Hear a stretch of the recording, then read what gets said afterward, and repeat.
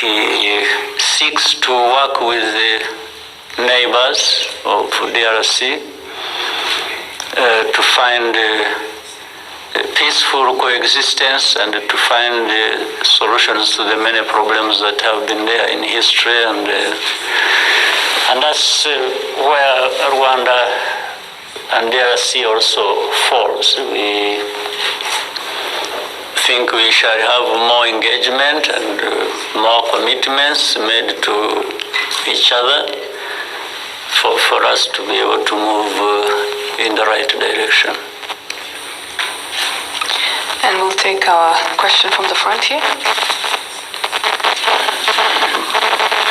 Yes, Mr. President. Phil Quinn from Dominion Post in New Zealand. I'm wondering if you could elaborate a little on the well-established failure of the international community and the UN Security Council in particular, circa 1994, and comment as to whether over the past 25 years you have seen the kind of reform and changes, including the responsibility to protect doctrine, that would be necessary to prevent such a tragedy from occurring elsewhere in the world. Thank you, Mr. President. Well, I can for sure say Rwanda has had its own lessons learned in the last 25 years, and those lessons learned have been very helpful, meaning among those lessons learned is the fact that we have to be there for ourselves, and we keep trying to do that, and then trying to make the most of any partnership or relationship that is available to us, and we keep going. For the international community, maybe they have also learned lessons. I'm not very conversant with that. But I can see some of the lessons they learned, yes, are responsible for some of the reforms that are talked about or that are being executed. But I'm not sure about implementation of even some of the reforms that are carried out. Some remain just as statements and on paper. In practice, you don't see much. But so the international community is very slow to learn or to change. Maybe individual countries can learn and change quickly. I think for us in Rwanda, we've learned and have tried to change as fast as we can. For international community, it's a different matter that I can't easily explain. I think we'll just take the very last two questions from this side, please. We'll start with the gentleman in the white. Bonjour, Monsieur le Président. Je m'appelle Oumar Dembélé, journaliste sénégalais à l'agence de presse africaine ABA News. J'ai une question qui porte sur la ZLECAf, avec la ratification de la Gambie début avril de cet accord portant donc sur la zone de libre-échange continentale. Le quorum de 22 États est maintenant atteint pour la mise en œuvre de cet accord. Selon vous, pensez-vous, je reprends la question. Je disais qu'avec la ratification de la Gambie début avril de cet accord portant sur la zone de libre-échange continentale, le quorum de 22 États est maintenant atteint pour la mise en œuvre de cet accord. Pensez-vous que ces États sont prêts pour la mise en œuvre de l'accord dans l'immédiat? Merci.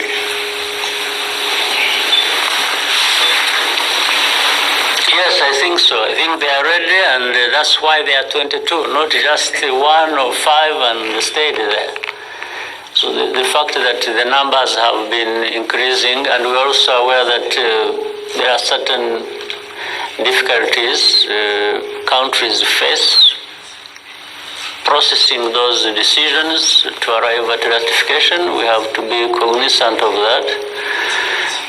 but we have to understand the 22 that were required having been reached is a big step. So I'm sure the Africans are committed to the CFTA.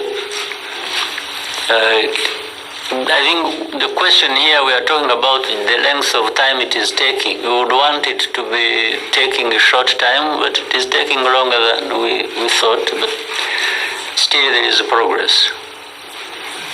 I think there is somebody also here that kept putting his hand up. And, yes, we'll come back to this gentleman after. Afternoon, Mr. President. My name is Patisani. I work for the Star newspaper in South Africa. Mr. President, we've seen a kind of seesaw in relations with South Africa.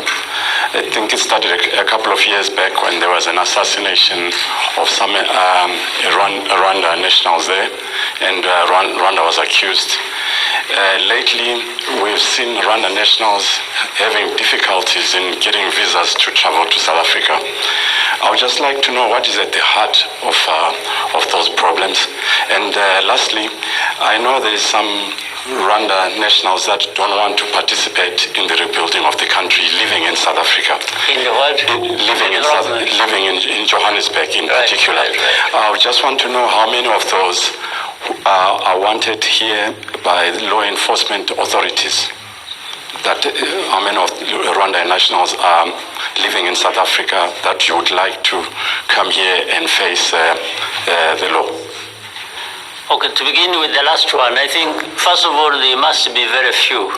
I think you can count them maybe on one hand, or even fewer than 5. So there are not many, in my view, at least as far as I know. And South Africa has been notified, and the reasons and so on and so forth. So that is one problem. The second, I hope, and you asked about what the problem is, but the problem, I think, is always going to be politics. If people don't play too much politics, some of the problems could easily be resolved. And politics requires that you understand each other, and then you find a solution to whatever problems. So the assassination you talked about, then the visa problems, then this what I'm putting all together and calling it politics. But even then, good politics, you discuss and you agree, and you agree or you agree to disagree, and you know where things stand and move on. But I should say, you saw it yourself, it was public, and there was a time we had the pleasure of hosting the leaders of South Africa, and that question of visas came up, you remember. And rightly, the president of South Africa talked about a process that should be there to address whatever outstanding issues, so that the visa problem does not. Because the problem of visas must be there because of other problems. But those other problems are the ones that were supposed to be addressed, even as of the. So, but I understand, I mean, as all you will understand, that process involves more officials than just one person. And I think it is in that process, and with so many people that have to deal with the issue, where the problem originates from. But I don't think that it's a lost cause. Generally, the relationship between Rwanda and South Africa, and a good relationship is not something any single person is just going to wish away and that is all over. I think time will come when Rwanda and South Africa will relate as well as they should, because we should be having a good relationship for many reasons. So time will come, but let's wait. Between now and that time, yes, some things need to be done, and I think I'm hopeful that things will be fine.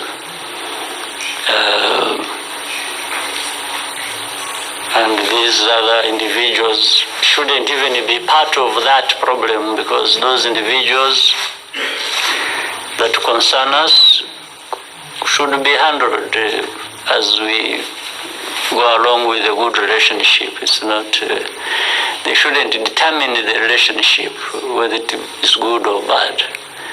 Because I don't see the basis of it. I don't see the basis of the individuals either way being the ones to decide how. Because, you know, while you are around, by the way, just on the street, ask any of these Rwandans or wherever you go, and ask them whether they know anything going on between Rwanda and South Africa. For them, they know Rwanda as being a good friend of South Africa and South Africa being a good friend of Rwanda. Some of these things we are talking about, they even think we are just crazy. And I'm sure if you did the same in South Africa, you went about, you live there, you ask these ordinary people and say, you will find they know Rwanda, they have heard about it, and said, do you have anything against these Rwandans, or what the problem is between Rwanda and South Africa? They tell you, no, they don't understand, they don't know. For them, so that's why I think it can be and will be easily addressed at some point. Thank you, Mr. President. I think we may conclude here. I'd like to thank you for your time, sir. Sure, thank you.